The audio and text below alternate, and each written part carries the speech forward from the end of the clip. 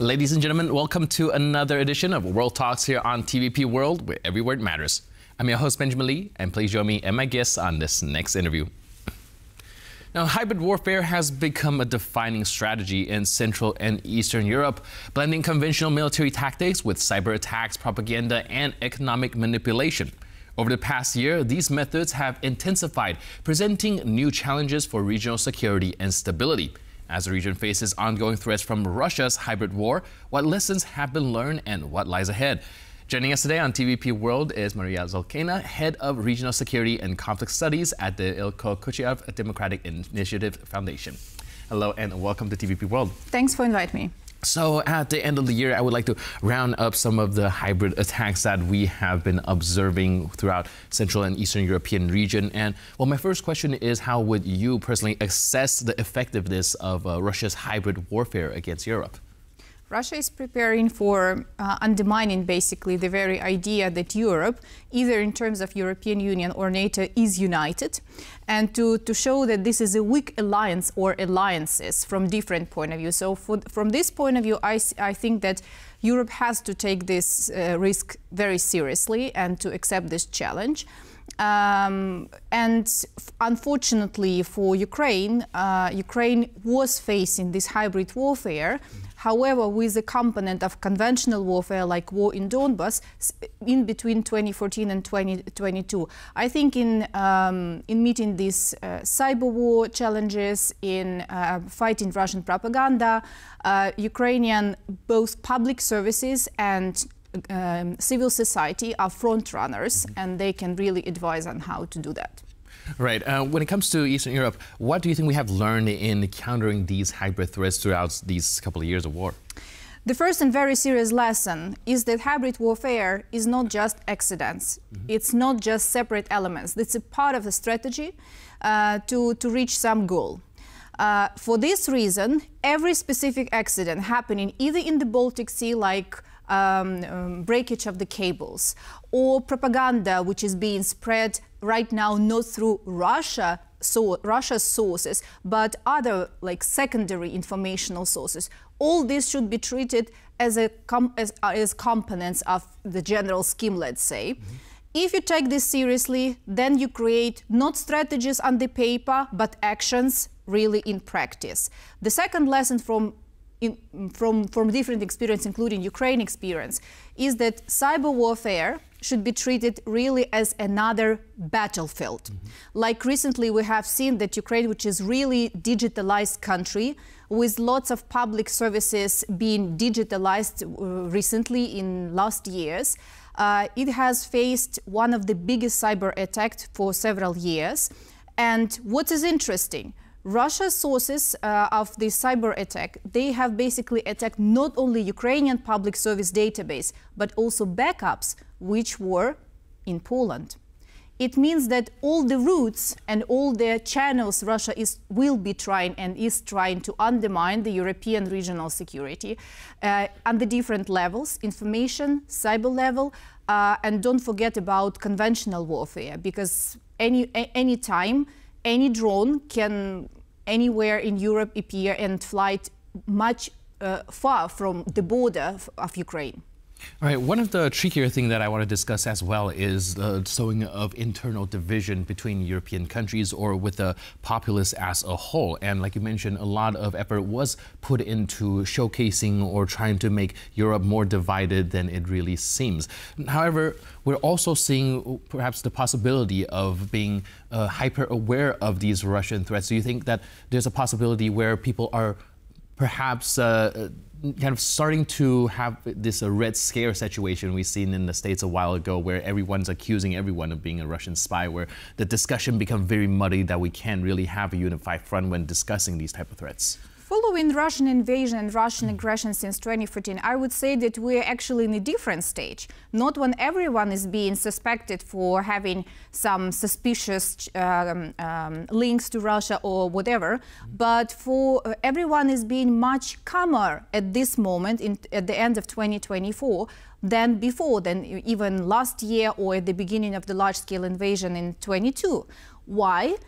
One of the reasons is that there is an illusion that there might be a diplomatic solution for this conflict in the nearest months. And I think that makes a lot of political elites in the European Union and in NATO to be much calmer and to be almost politically asleep. So they really have hopes that Trump administration will organize a diplomatic breakthrough and make both Russia and Ukraine sit at the table and have a peace deal, or at least a deal about a ceasefire.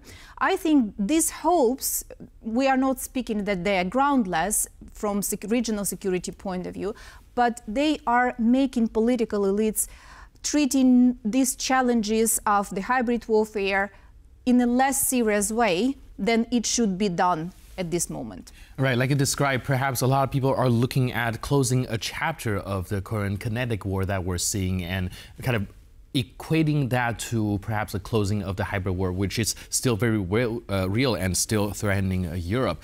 What do you think, how do you think this hybrid warfare has already reshaped the broader security landscape in the region?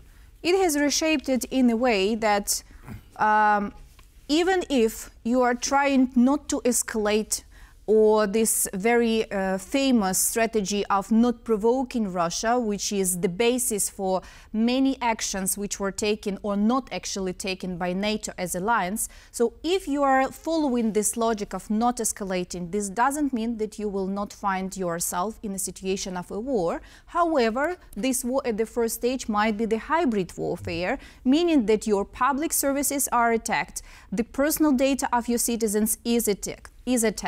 The elections, which are digitalized in many countries, for instance, Estonia is a really good example of a country which is using this, including for not just for public services but for electoral process as well. This can be undermined.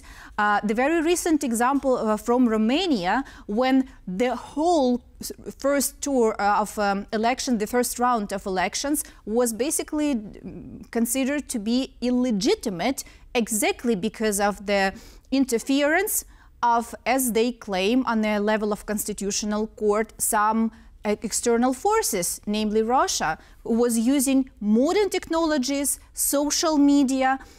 So we are finding ourselves as Europe in a situation when the threat can come from something which is already a part of our life. It's not just about drones or operations under the false flag or some terrorist groups operating elsewhere. This is about social media. This is about political parties who are being indirectly financed by dictator regime, not just by Russia. And this is all to undermine the internal stability inside the European Union.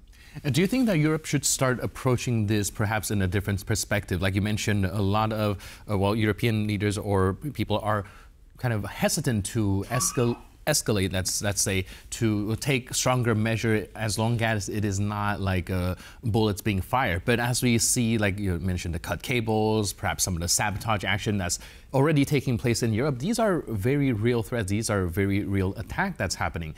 Do you think that there should come a point where perhaps European countries should start redefining what constitutes an act of aggression? Definitely, but I am afraid that Europe is not yet ready for that. Let's recall that the reconsideration of hard security defense strategies has started only after Russia invaded Ukraine on a large-scale level in 2022. Before that, all the defense strategies, both on a national level and on the level of NATO as an alliance, they were adapted to the situation when we are in a peaceful Europe and when Russia is possessing a threat, but not a conventional threat. So no one was expecting Russian forces would be moving elsewhere beyond Russia's borders. At this very moment, we have had lots of attempts to set up strategic frameworks for meeting the challenges in informational warfare or cyber warfare. At the same time, after every attack or after every specific accident, there is no conclusions that this is a part of a longer path when there is a long road, when incrementally, step by step, in different countries, Russia is building up the network of how to undermine the stability inside specific country, sub-region, and Europe as generally. I think one of the reasons why some of the Russian hybrid attack is so effective is also the economic pressure and resources, strategic kind of dependence, energy dependence that Russia has, the stranglehold over so many different countries. Do you think that the fact that more and more countries are stepping away from their dependence and a reliance on Russia is something that perhaps can help alleviate some of the stranglehold they have in the future? On the one hand, yes, but on the other hand, we have a rollback here. So the biggest dependence of European countries before 2022 on Russia was an energy and resources dependence, gas and oil. And regardless, the sanctions which were introduced, not in time, for instance, about the oil, which were postponed and gave Russia space to maneuver and to find other channels to not just to produce but to provide this for international market. But what we are witnessing now, the tankers from under different flags are entering Russian seaports, especially in the Black Sea. They are basically taking Russian oil, mixing it with oil from some other sources and bringing this. So there is number of journalistic investigations, but no decisions on the level of the European Union yet. No, there is neither there is a decision on the level of Romania, Bulgaria, which ports are, according to journalistic investigations, are accepting these suspicious vessels with allegedly Russian oil. So this called shadow fleet, shadow oil fleet of Russia is something everyone is aware of, but is not ready to tackle this issue, like they were ready to cut the gas supplies to the European Union back in 2022. And again, this is a pretty risky way some of the European countries are following right now, basically underestimating the threat they are creating for themselves. Right, perhaps there's still the tendency to try to go back to business as usual, but as we observe through these hybrid attacks, perhaps business as usual is in and of itself a risk. Thank you so much for sharing your input and insight. Appreciate it, and thanks for being with us on TVP World. Cheers. And thank you for watching this edition of World Talks. But for more news, update, and commentary, please stay tuned to TVP World.